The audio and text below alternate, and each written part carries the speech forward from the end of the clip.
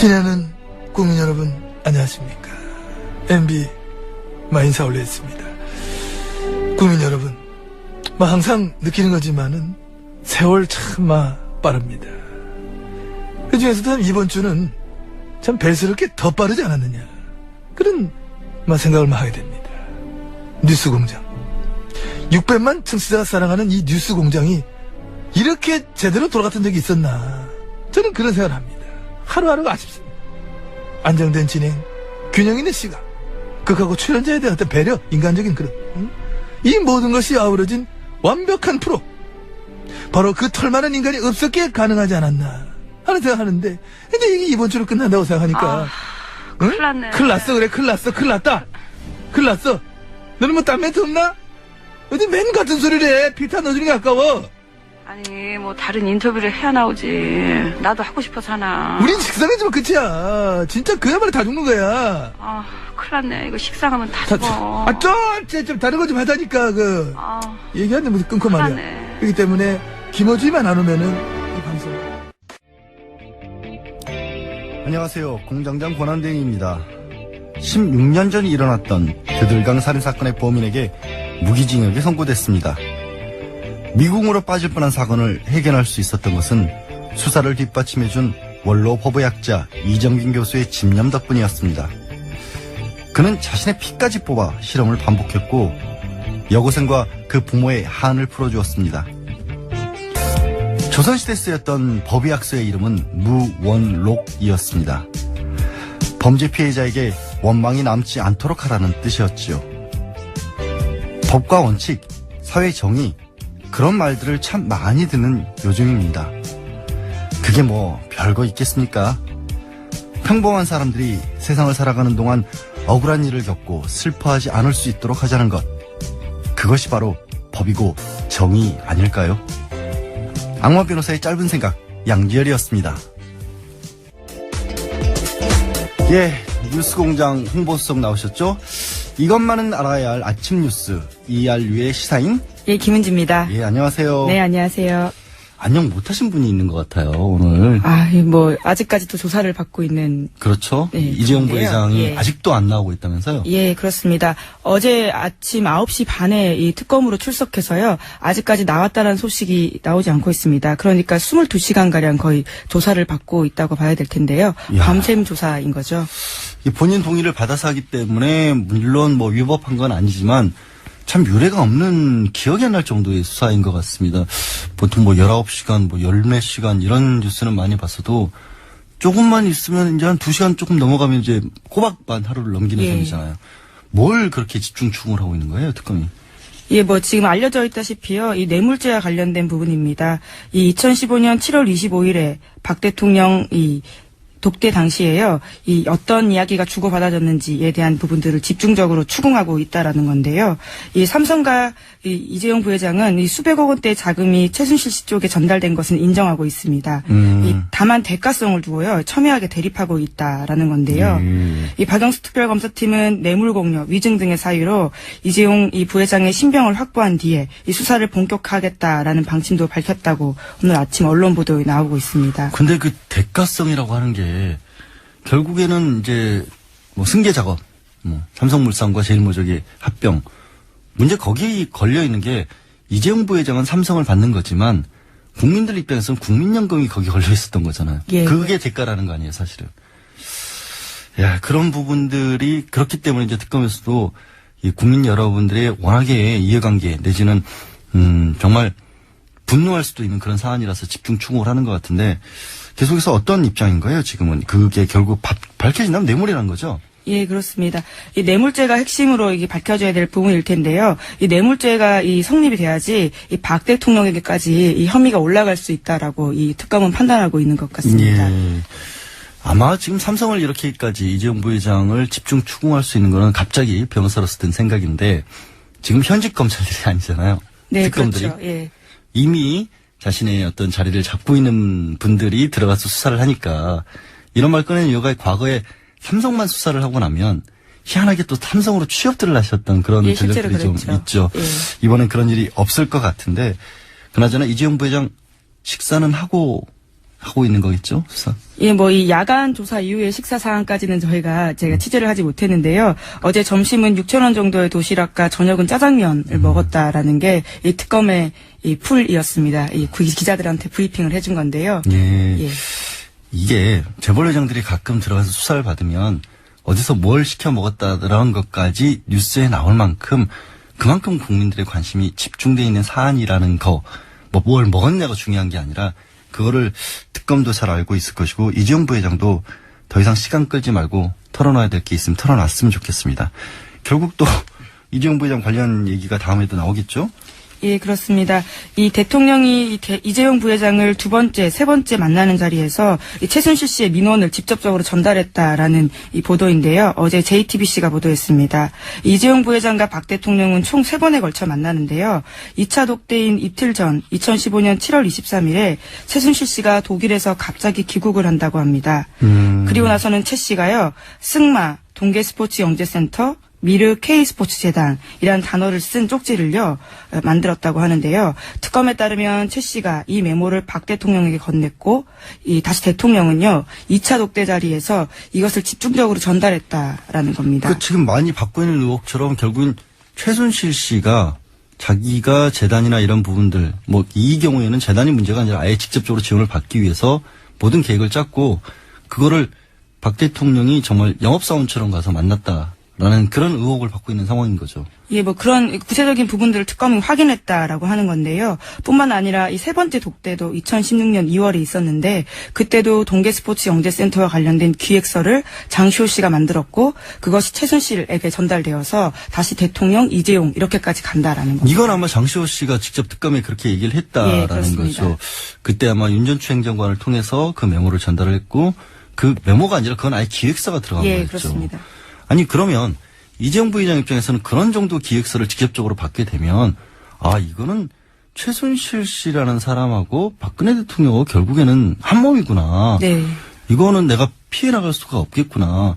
그 얘기를 하면 될 것 같은데. 그러니까 결국 나는 어쩔 수 없었다. 그렇게 되면 뭐 어쨌든 마지못해 줬더라도 부분 잘못이긴 하지만 그 박근혜 대통령이 최종적인 책임을 져야 한다는 부분만을 명확하게 해주는 거기 때문에 뇌물죄 여부를 수사하고 있는 특검 입장에서는 그 부분만 확인을 하면 될 것 같은데 아직 그 얘기를 안 했다는 거겠죠? 20시간 넘게 있었다는 거. 아직 뭐 나오지 않은 상황이어서요. 뭐 그렇게 짐작이 됩니다만은 또 지켜봐야 될 것 같습니다. 아니 그 얘기를 왜 드리냐면 굳이 횡령이나 배임도 가능하다라는 얘기를 특검보가 발표를 했어요. 예. 그 뇌물을 주기 위해서 한 100억 가까이를 돈을 마련한 건데 그게 정상적으로 회사에서 끌어낸 게 아니기 때문에 그 돈을 모은 거, 회사 내에서 돈을 빼돌린 것 자체도 또 별개의 범죄다. 뇌물을 주기 위해서.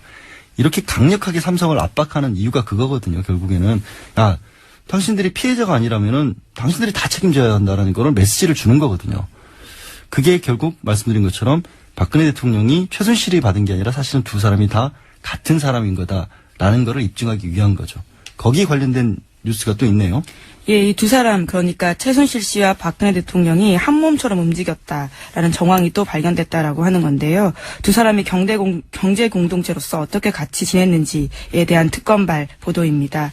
이 최순실 일가가 이 불법 재산을 추적 중인 이 박영수 특검팀이요. 1980년대 최태민 씨 일가가 박 대통령의 동생인 박근영 씨에게 미국 유학 시절 1년간 생활비를 보탰다라는 증언을 확보했다고 하고요. 거기에 대한 이 배경을 확인하고 있다는 겁니다. 박근영 씨 생활비까지 이제 뭐 지급을 해줬다. 근데 결국 그 돈은 사실은 최태민 씨 일가의 돈이 아니라 지금 받고 있는 거는 박정희 전 대통령으로부터 온 돈이라는 거잖아요. 예, 그렇죠. 그것은 이미 이 특검에 가서요. 최순실 씨의 이복 오빠인 최재석 씨가 이 한 증언이기도 합니다. 그럼 이제 그게 만약에 고스란히 그 상태가 유지가 됐다면 최순실 씨는 잘해야 박근혜 대통령의 재산 관리인이었다라는 거기 때문에 이 부분 역시 앞서 말씀드린 삼성 입장에서도 그렇고 또 지금 드러났던 과거에 거슬러 올라갔을 때도 박근혜 대통령과 현재의 최순실 씨가 결국 경제 공동체다. 이런 부분을 끊임없이 파고 있는 게 이제 제3자 뇌물죄로 가면 중간에 부정청탁이라는 요건을 하나 더 찾아야 하거든요. 이게 삼성 입장에서는 직접적으로 이런 부분을 해결해 주십시오라고 삼성이 적극적으로 뭔가를 요구를 해야 하는 건데 만약에 최순실 씨와 박근혜 대통령이 경제적인 공동체라면 삼성이 적극적으로 요구를 하지 않았더라도 그냥 뭔가 대가관계 있는 일만 있었다면 바로 뇌물죄가 되는 거니까 이런 부분까지 특검이 보고 있는 겁니다, 사실. 또, 이게 갑작스러운 이름이 린다 김이 왜 여기서 등장을 하죠? 예, 이 특검이 린다 김도 조사한다라는 SBS 보도인데요. 지금 현재 린다 김 씨는 교도소에 수감돼 있습니다. 그런데 이 특검팀이요, 이 무기 로비스트로 유명한 린다 김 씨를 면회하려 했던 사실이 확인됐다라는 건데, 이 최순실 씨가 이 군의 7조 원대 차기 전투기 사업에 개입했다라는 의혹은 이미 국회를 통해서 나온 바가 있습니다. 이제 여기에 대해서요, 특검팀이 이 수사의 칼날을 빼들었다라는 거죠. 아니, 린다 김 씨가 굉장히 유명한 인물이죠. 우리나라에서. 예, 그렇죠. 전 국방장관과의 러브레터까지 있었고. 근데 유명해지게 되면 로비스트, 무기 로비스트로는 실격입니다. 워낙에 비밀리해야 되는 것이고, 거대한 규모의 자금들이 오가는 것이기 때문에, 이 거래 시장에서 할 일이 없어지는 거예요, 사실은. 얼굴 팔리는 순간에 언론의 집중을 받았다? 그 순간에 자격이 없어지는 거거든요. 근데도 로키드 마틴이 린다 김을 통해서 뭔가를 하려고 했을까요, 실제로? 그런 부분들을 이제 의혹이 제기되다 보니까요, 이제 확인하기 위해서 직접 만나러 갔던 건데요. 하지만 린다 김 씨는 이 접견을 좀 거부해서요, 실제로 아직 만나지는 못했다라고 합니다. 지금은 마약 때문에 들어가 있는 거잖아요, 린다 예, 김 씨. 그렇습니다. 이 도박하고 필로폰 마약 투약 때문에. 혐의, 예, 또 징역 1년을 살고 있습니다. 예.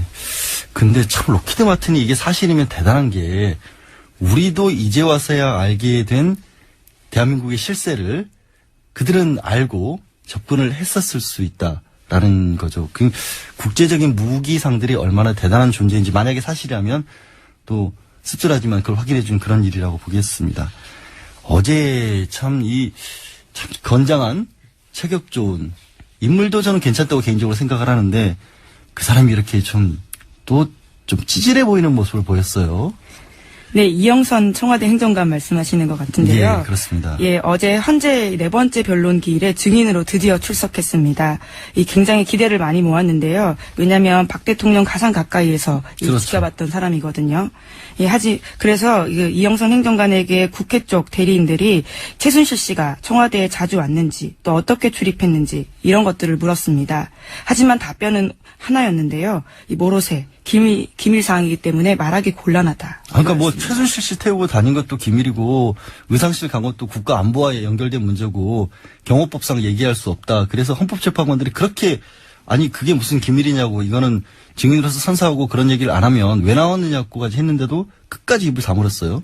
예, 그렇습니다. 보다 못했던 이정미 재판관까지 나서서요. 지금까지 나왔던 증거들, 그러니까 본인의 핸드폰에서 나온 문자 내용과 오늘의 증언이 너무 배치된다. 그러면 위증까지 될 수 있다. 이렇게 경고했지만요. 그래도 이 행정관은 경호법상 그 이야기를 계속해서 앵무새처럼 반복했다고 합니다. 이영선 행정관이 이 4급 서기관입니다. 행정고시 붙었을 때가 5급으로 시작을 하는 거고요. 꽤 높은 자리입니다. 사실 대한민국의 주요 공직자입니다. 그냥 최순실 씨 개인의 경호원도 아니고 박근혜 대통령이 단순한 어떤 측근이라고 부를 수도 없는 사람이에요. 대한민국 전체 국민을 위한 봉사자인 공무원인데 이 한편으로는 이 사람이 얼마만큼이나 박근혜 대통령이나 최순실 씨와 가까운 사람이었냐면 의상실 영상은 많이 보여졌지만 박근혜 대통령이 국제회의 참석할 때 5명의 수행비서로 데려갔었을 때 그중에 한 사람이 이영선 행정관이었어요. 예, 영국 갔을 때죠. 그렇죠. 그 영국 갔었을 때 국제회의 참석하는데 이영선 행정관, 윤전추 행정관하고 또 머리를 해주셨던 그렇죠. 그 이 국제회의를 가는데 그런 사람들만을 대동했을 정도로 중요한 인물이고 박근혜 대통령이 마지막으로 탄핵되기 가결되기 전에 국회를 방문했을 때 그때도 갔었어요. 그렇게 문제가 됐었을 때도 그때 일부 언론에서는 이미 전 행정관이라고까지 오보를 냈는데 아직도 행정관 맞죠? 예, 지근거리에서 아직도 보필하고 있다라고 알려져 있습니다. 직무가 정지돼 있지만 최측근은 아직도 공무원으로서 그 옆에서 자리를 지키고 있습니다. 그러면서 입도 열지 않고 있네요. 딱 하나 계속 모로세로 이야기를 했지만요. 딱 하나는 정확하게 말했습니다. 어떤 거죠? 그 옷을 사러 갔던 의상실에서 돈 준 거는 박 대통령이 준 거다. 윤전추 행정관과 똑같은 이야기를 한 거죠. 거의 복사를 했더라고요. 그 부분은 자기는 그 안에 뭐가 들어있는지 모르는데 노란색 봉투였고 예. 얼마인지 모르냐 만져보니 돈이었더라. 만져보니 예. 박근혜 대통령이 그런 식으로 옷값을 치렀다. 예, 뇌물죄를 피해가기 위한 딱 그걸로 맞춘 보이죠? 증언으로 보입니다. 예, 알겠습니다. 이거 부분도 참, 저도 이제 언론 출신이니까 있어서는 안 될 일이 있었다라는 게, 이 세계일보 기자가 이렇게 고통을 겪었다면서요? 네, 어제 헌법재판소 4차 변론에 또 다른 증인으로 나왔었는데요. 이 2014년에 속칭 정윤회 문건을 보도했던 세계일보 이 조현일 기자가 증인으로 나왔습니다. 예. 이 당시에 그 관련된 보도를 두고서요, 얼마나 고생했었는지에 대한 증언들을 한 건데요. 이 보도 전에도 굉장히 이 압박감과 이 협박을 들었었고요. 또 실제로 보도 이후에 극심한 고통을 겪었다, 이렇게 밝혔는데요. 심지어 국가정보원에 있는 지인으로부터 국정원이 나를 지켜본다라는 말을 들었다고, 또 취재원을 만나러 가다가 미행이 붙어서 발길을 돌린 적도 있다, 이렇게 증언을 했습니다. 아니, 이게 그냥 언론인으로서 이 정도는 감수해야 되냐, 이렇게 생각할 문제가 아닌 게. 그렇죠. 미행을 당하고 있고 국정원이 지켜보고 있다라고 생각을 하면 뭘 할 수가 있겠어요, 사람이. 얼어붙는 거거든요.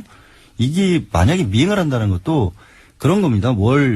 그 사람을 실제로 쫓아다녀서 뭔가를 캐내다, 이런 의미도 있지만, 그냥 꼼짝달싹을 못하게 하고 인격을 깨버리는 거예요. 사람을 파괴시키는 행동인 거거든요. 예, 게다가 사실 취재원들이 그러면 그 기자를 만나기 굉장히 부담스러워합니다. 그렇죠. 자신이 드러나기 때문에요. 그러니까 아예 일을 못하게 만든 거죠. 지금 일은 어떻게 잘 하고 있답니까? 극복을 하시고? 지금 세계일보를 다니고 있긴 한데요. 최근까지 주요 보직에 있다가 또 조금 계신다라는 이야기를 전해 듣긴 했는데, 심지어 어제 이런 이야기까지 했습니다. 이 보도 이후에 보복이 두려워서 자신의 아이들 등하굣길에 부인을 동행시켰고, 또 자신도 호신용 칼을 들고 다닌다, 이런 이야기를 했습니다. 이 칼이라고 하는 거를 들고 다닌다고 진짜 무슨 일이 일어날 거라고 생각한 건 아니고, 그만큼까지 이게 막 어쩔 수 없이 정상적인 판단을 못하는 상태까지 정신적으로 괴롭힘을 당했다라고 볼 수밖에 없는 그런 상황입니다. 참, 어제 또 가장 유명한 분이, 최근에 이슈가 됐던 분이 들어오셔서 한바탕 여러 가지 말씀을 해주셨는데, 반기문 총장 들어오셨죠, 어제? 예, 어제 저녁 5시 반, 6시 사이에 들어와서요, 이 기자회견을 가지고 굉장히 많은 언론의 집중을 받았습니다. 예. 어떤 메시지 내보낼까 관심 많았는데요. 이 첫 일성으로는 통일된 세계 인류 국가를 위해서 한몸 불사를 각오가 돼 있다라면서요, 사실상 대선 출마 의지를 내세운 거죠. 여러 번 했었잖아요. 벌써 여러 번 했었고. 불태운다라는 이야기는 미국에서도 했었습니다. 그러니까요. 정권 교체가 아니라 정치 교체라고 하셨는데, 말은 참 정치인들이 항상 잘 찾아내요. 희한하게. 이제는 더 이상 쓸 말이 없을 것 같은데 어디서 또 이런 말씀들을 찾아내는지 참 신기할 정도인데, 끝내 지하철 타지 말라고 했는데, 저도 지하철 안 타시면 좋겠다고 했는데 타셨네요. 그 조언을 들으셨는지 몰라도요, 공항철도를 타긴 했습니다. 지하철이 아니고 공항철도. 죄송합니다. 비슷하지만 공항철도를 탔는데요. 애초에 승용차 타겠다라고 밝혔었거든요. 기자들한테도 처음에는 그냥 무리를 일으키지 않고 바로 들어가겠다고 했다가 또 번복을 했죠. 예, 입장이 계속 바뀌어가지고요. 저희도 좀 당황을 했었었는데, 시민들과 만나서 공항철도 타면서 이동하겠다, 이렇게 밝혔지만요. 실제로 이 따라왔던 반사모와 취재진들로 인해서 이 객실이 굉장히 혼잡해지면서 사실상 시민들과 만나겠다라는 계획은 물거품이 됐었습니다. 공항철도 직행 타셨죠? 예, 급행 열차 탔죠. 예. 그거는 그냥 공개되어 있는 열차도 아니라면서요. 그거 다 자리 예약해야 되는 거예요. 예, 그렇습니다. 그냥 우리가 흔히 타는 지하철처럼요, 아무 자리나 앉아서 지나가는 사람과 대화를 할 수 있는 게 아니라요. 타보신 분들은 아시겠지만 이 자리를 예매해야 되는데, 어제 이 반기문 총장 같은 경우에는 이 부인과 함께 6A, 6B 자리를 앉았다라고 합니다. 그러니까 이동하기가 쉽지가 않은 거죠.